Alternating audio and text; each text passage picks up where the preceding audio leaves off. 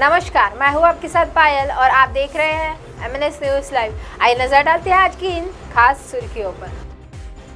कुल्हाड़ी से काटा हाथ, सिर में गोली मारी, प्रेमी के साथ मिलकर पत्नी ने की पति की हत्या। एक घर से निकली 3 लाशें, इलाकों में मचा हड़कंप। नहीं थम रही है ऊंचाई की कमाई की रफ्तार, चौथे दिन किया कमाया इतना कलेक्शन।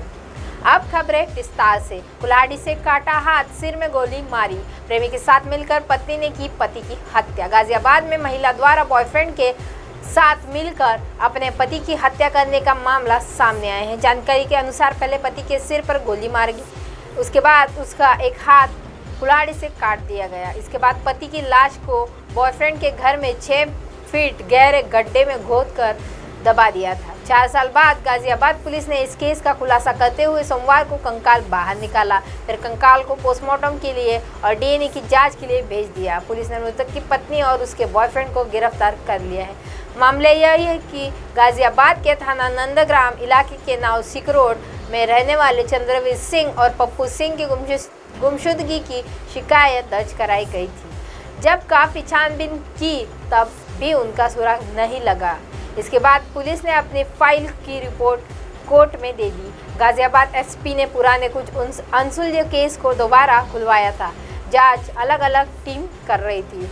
क्राइम ब्रांच की टीम ने चंद्रवीर के गायब होने के केस पर काम करते हुए उसकी बेटी से बातचीत की तो पता चला कि पड़ोस में रहने वाले एक अंकल का उनके घर में आना जाना लगता रहता था।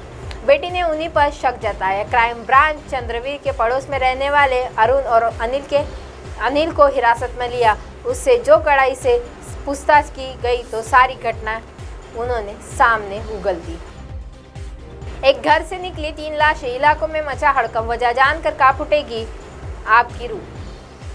गोरखपुर के शाहपुर के गोसीपुरवा में दिल दहलाने वाली घटना सामने आई है। एक घर में 3 शवों में मिलने से पूरे इलाके में हड़कंप मच गया है। घटना सोमवार की है जब जितेंद्र श्रीवास्तव रात में खाना खाने के बाद अपने कमरे में सोने चला गया था। उसकी 2 बेटियां 16 वर्षीय मान्या और 14 वर्षीय मानवी दूसरे कमरे में सो रही थी। अगली सुबह जब काफ़ी देर तक कमरे का दरवाज़ा नहीं खुला तो जितेंद्र के पिता, जो गार्ड की नौकरी करते हैं, उन्होंने दरवाज़ा खटखटाया, लेकिन कोई प्रतिक्रिया नहीं मिली। जिसके बाद घबराए पिता ने मोहल्ले के लोगों को मदद के लिए बुलवाया और जब कमरे में दाखिल हुए तो कमरे का हाल देखकर बेसुध हो गए। एक कमरे में जितेंद्र का शव लटक रहा था तो वहीं दूसरे कमरे में जितेंद्र की दोनों बेटियों का शव कुंडी से झूल रहा था। जिसके बाद इस पूरे मामले की सूचना पुलिस को दे दी गई। पुलिस ने तीनों शवों को उतरवा कर पोस्टमार्टम के लिए भेज दिया है। ट्रिपल सुसाइड की वजह आर्थिक तंगी बताई जा रही है, जिसके बाद चलते